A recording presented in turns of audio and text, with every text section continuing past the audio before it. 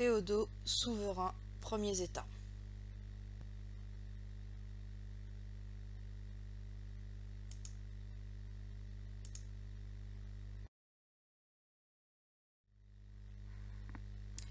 Au Xe siècle, les rois mérovingiens sont incapables de faire face aux grandes invasions.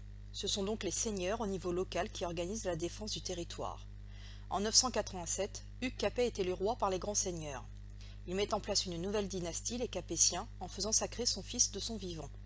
Il fait de son duché le domaine royal.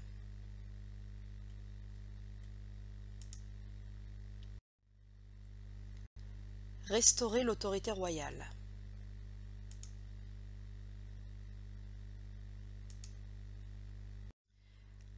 Le roi commence par reprendre le contrôle sur les seigneurs. Il reprend les principes des relations entre le seigneur et ses chevaliers et l'étend à l'ensemble du royaume. Il se place au sommet de la pyramide féodale. Les seigneurs ne possèdent leurs terres que parce que le roi les leur concède en fief. Tous les grands seigneurs doivent donc prêter hommage au roi en signe de soumission.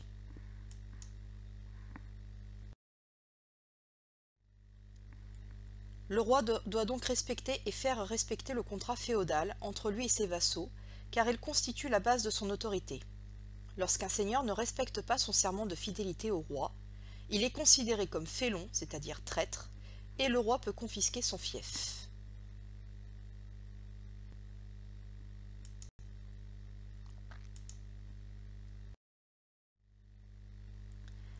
Afin de renforcer encore son autorité, le roi se fait sacrer à Reims. Cette cérémonie le place au-dessus des hommes en faisant une personne sacrée, c'est-à-dire bénie de Dieu, et en affirmant son rôle de chef militaire et religieux. Dès lors, s'attaquer au roi, c'est s'attaquer à Dieu, et c'est donc un sacrilège.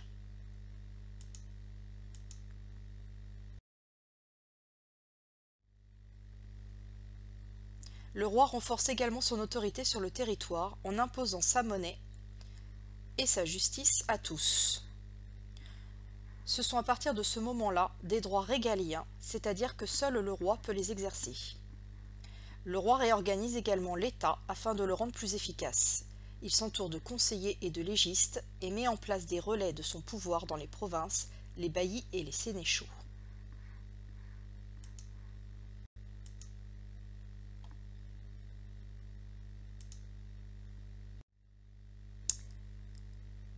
Agrandir le domaine royal.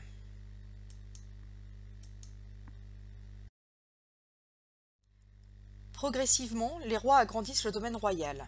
Pour cela, ils nouent des alliances matrimoniales et confisquent les terres des seigneurs félons.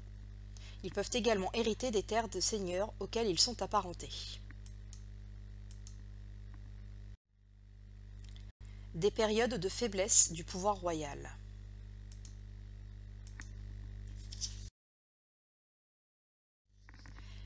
Les régences sont les périodes pendant lesquelles le roi est mineur et donc l'autorité est exercée par un membre de la famille. Cette personne ne dispose donc pas de la légitimité du roi. C'est encore plus flagrant lorsqu'il s'agit d'une femme. Les grands seigneurs en profitent généralement pour se rebeller. Le régent doit donc chercher à préserver l'autorité du roi en attendant sa majorité.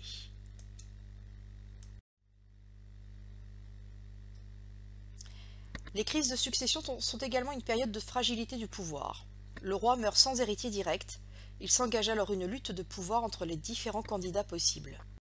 Parfois, ces luttes peuvent se répercuter sur plusieurs générations, comme dans le cas de la guerre de 100 ans. Le roi doit alors affirmer sa légitimité par rapport aux autres candidats.